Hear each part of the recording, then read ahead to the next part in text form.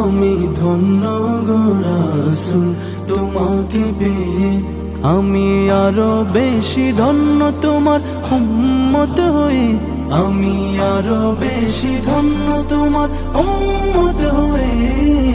ইয়া রাসূলুল্লাহ ইয়া হাবিবাল্লাহ, ইয়া রাসূলুল্লাহ ইয়া হাবিবাল্লাহ। আমি সম্মানিত হয়েছি